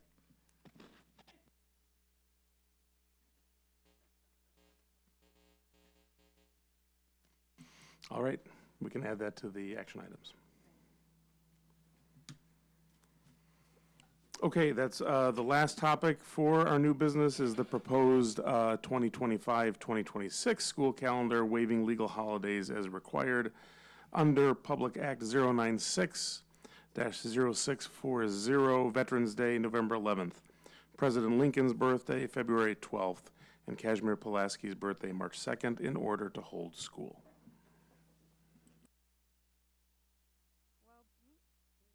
Well, board, on an evening when we had already quite a few presentations, we decided to add one more. You are used to us just very quickly telling you, well, we've aligned our calendar the best we possibly can to District 127, which we always do. We've waived these certain holidays, and this is when winter break is, this is when spring break is, and please vote for it. That's typically what you've seen us do. That's not what we're doing tonight. Tonight, you've got a little team in front of you to present some relatively significant recommended changes to our calendar. And so I want to point two things out to you before we get started. One is there's kind of two headlines to think about as you're hearing about these recommended changes. One are the changes that are recommended in relation to upcoming construction. The other, excuse me, are changes that are recommended to support professional development for our staff.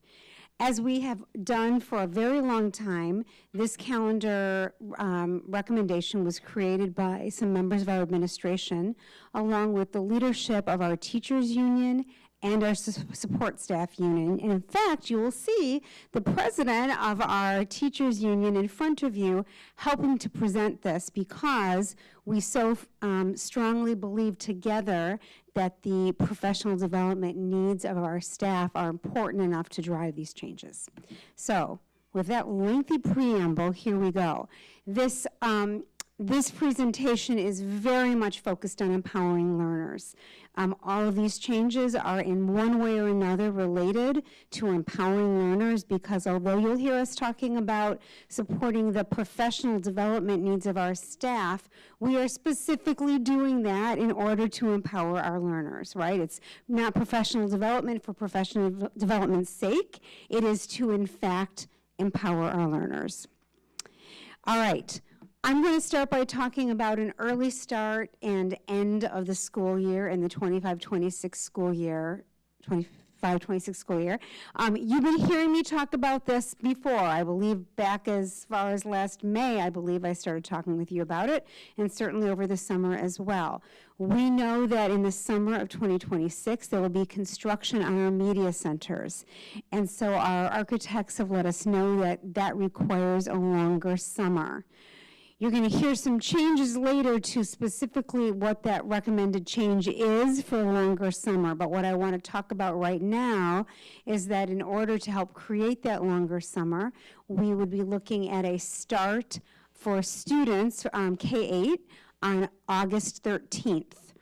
That is the same first day of school for District 127. Then, as we have done in the past, a day later would be the start for kindergarten. The day after that would be the start for early childhood. This is a week earlier than we are typically starting school. It also means that the first day for staff would be August 11th. Because we're able to start school a week earlier, we're able to end a week earlier.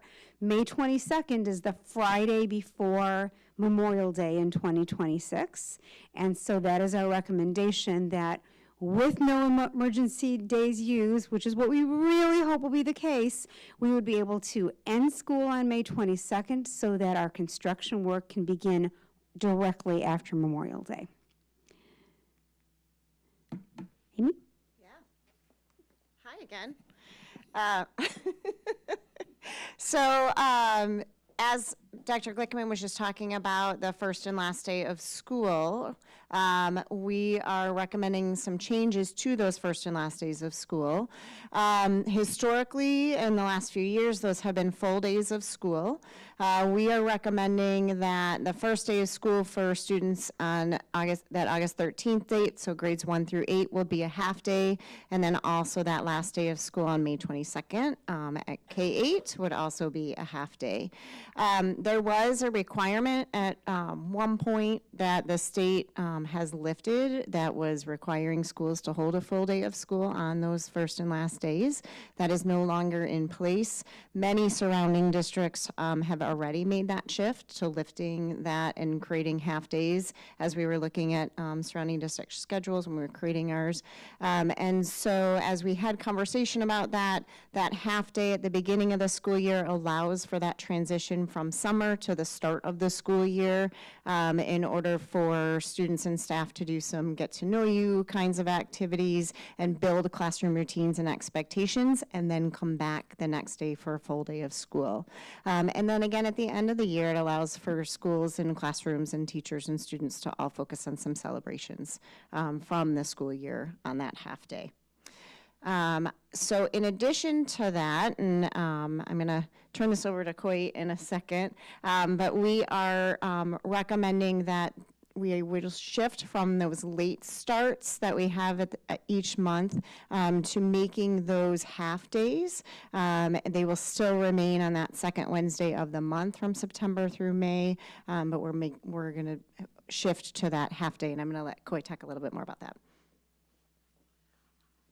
So with the addition of the half days, we would be able to provide our staff with more professional development time on these professional development days, which our staff has asked for loudly and proudly. It will give us time to work with the new math resource. It will give us time to work with our new multilingual recommendations, and it will provide the staff with important school improvement efforts.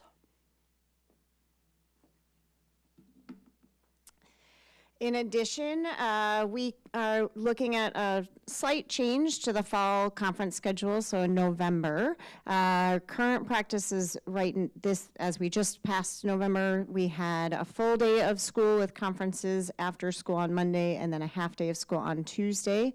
The shift is that we're looking at holding half day of school on both Monday and Tuesday of that Thanksgiving week, holding conferences on Monday from 1 to 8 p.m. and then on Tuesday from 1 to 4 p.m.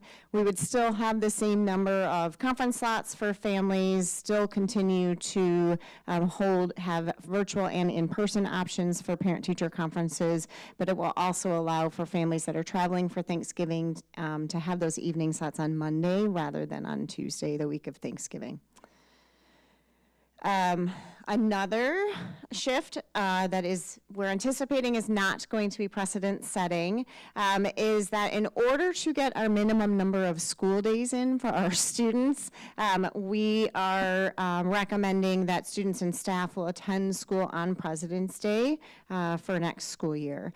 With that, just as we're doing, whether we're in school or out of school, we would be ensuring that we're instructing our students about the presidents that are honored on that day, but we would do that on that day. So typically when we're off of school, we do it either right before or right after. We would be doing that on that day.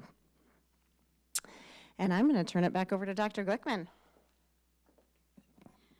All right, all that brings us to future calendars. We don't typically talk about future calendars on this date. However, there are enough things that are important about the future having to do with construction that I want to talk about it.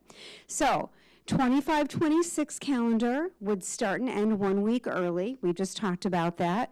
It makes the summer of 26 12 weeks long, 1 week longer than usual. I'm going to pause here because, board, what you've heard me say in the past is that our architecture firm Wold is asking for a summer that's 2 weeks longer than usual, a 13-week length of a summer. They have very recently changed their recommendation. So they are no longer looking at getting all of the work at all of the schools completed on one summer. Instead, they're looking at work occurring at all schools in the summer of 2026 with full completion of some of the media centers in the summer of 27. I'm not going to talk at length about that with you right now because World will in 2 weeks. I'm bringing it to you right now just under the heading of future calendars so you understand what we're looking at. So 25-26 would start and end 1 week early. 26-27 calendar would start and end at the usual time. So just like it started this year, it would start in August at the same time it usually starts. The 27-28 calendar, however, would start 1 week later. So let's talk about what this means. Those two summers, the summer of 26 and the summer of 27, would both be 12-week summers instead of 11-week summers. For the 26 summer, That additional week would happen on the front end in May, okay? In the summer of 27, it would happen on the end in August, which means that the 27-28 calendar starts a week later. And just for fun, I added for you 28-29 starts and ends at the usual times. So that's the revised recommendation that we have received from WOLD and that we're passing on to you. And again, WOLD will speak about that and what they're thinking at the next board meeting. And with that, we would love to know if you have any questions. This does not move anymore. There we go. Okay, we're done. Board, are there any questions? We'll just sit on that future calendar slide. I'm assuming is the half day an early release or is it a late? Oh, it would be an early release, that's exactly. So students would come in the morning as usual, and then they would leave before lunch. Honestly, I've always wondered how you got anything done in the 70 minutes. So Thank you, Christy. Coy, do you want to comment? No, we'll just say that's been the conversation, is that our staff, I mean, it's true that Amy talked earlier about the incredible work she saw today, but it's so compressed, and we've all seen our teachers just launch into a conversation, and all of a sudden it's time to go. And by the way, not only is it time to go, but okay, I got to go meet my students, and I'm doing this science experiment today, and I have this happening. It's really hard to keep your head in the work that way. Other questions or comments? Yes. Just a quick question. Do we have any sense of how this will impact, excuse me,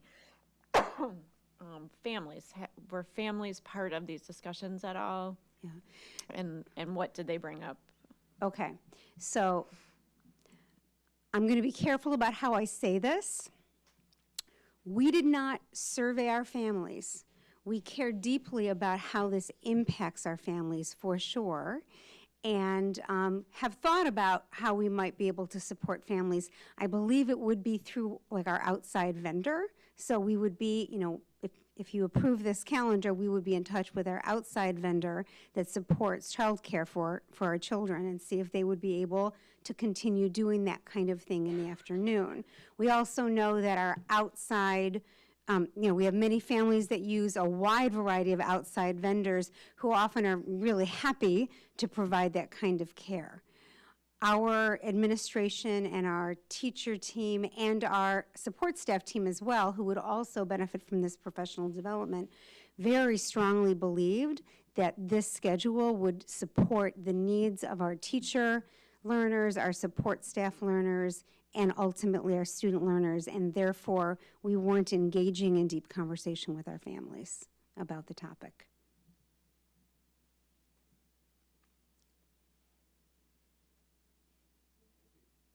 Okay.